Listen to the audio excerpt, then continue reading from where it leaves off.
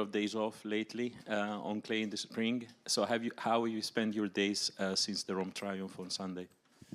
Yes, I went to my parents' place a couple of days, staying there, and arrived yesterday during the day. So tried to recover a bit, yeah, I was still trying to recover and hopefully be ready then for first round match.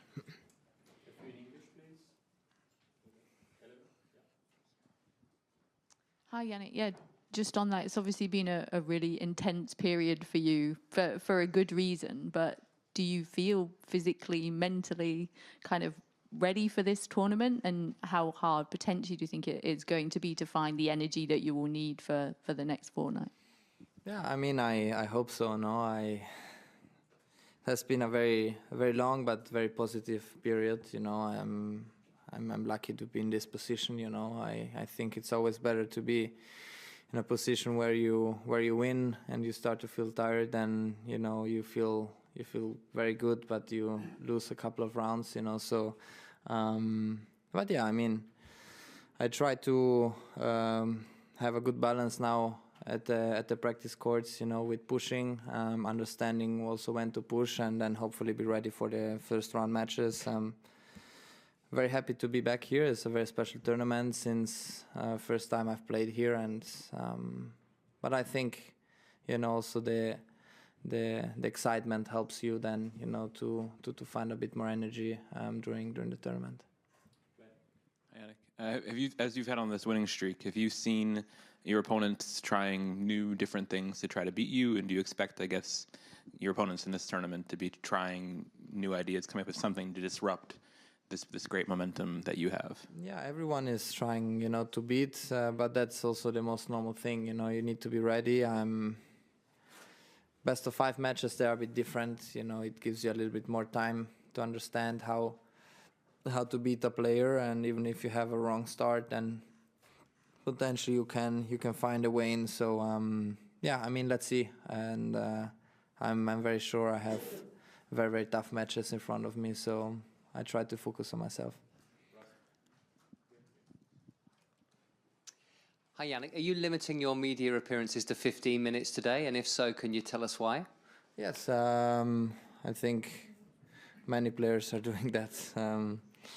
But it's nothing against journalists or anyone against you. We are very happy to do. We are happy to do the obligations, what we have to do. We are just limiting. That's trying to put ourselves also in a position where we also have a small saying, and I think it's right to do so. As I said, in Rome already, we waited 1 year to have a small response, and I think here we are trying to start something now. But it's again nothing against you. We are here to doing our obligations.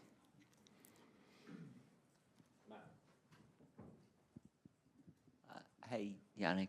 Daniil was just in here before, and he was talking about your ability to sort of attack down the line and make the switch. And I'm curious, how do you decide to when to make that switch in the middle of a rally?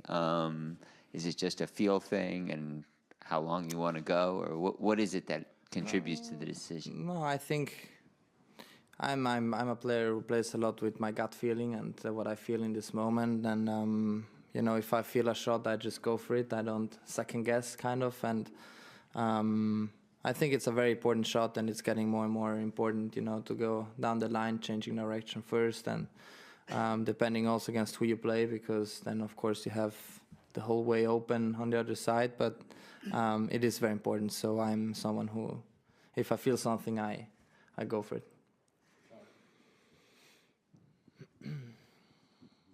Hey, Jannik. Given how much tennis you have played, and it looked at times in Rome like you were feeling it physically, do you think had the event not been in Italy, you might have skipped it or pulled out at some point?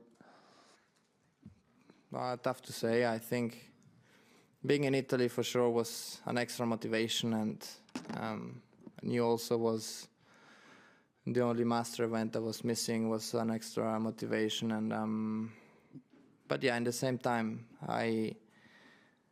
the thing is now with these longer events, if you don't play one event, it's not 1 week. You know, you are basically 2 weeks out, and that's a very long time. If you don't play before Roland Garros, the Rome event, then you have 3 weeks off, depending on when you lose in Madrid. So potentially also 4 weeks. So it's you know, you also need to come here with a good amount of matches and having this match feeling. So question I cannot answer, but I would say I would still play.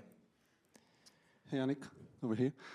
What was it like getting back to Philippe Chatrier for the first time since the final last year, the special match you've had?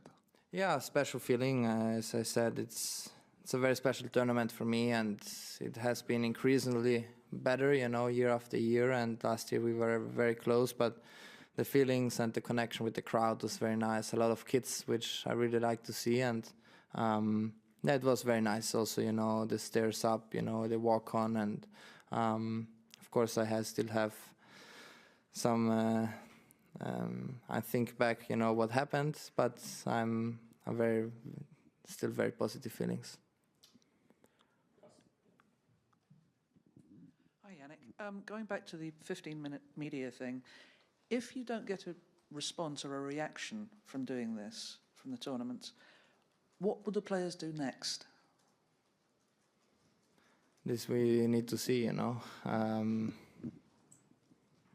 It takes all players, and all players are very connected, and we're all very, very much together. And I think it's something good, you know, because with us, you know, events are not possible to play. It's more about, as I also said in Rome, it's about the respect, you know. And then when we have to wait for over a year for just a small response, having the best 10 players, and you know,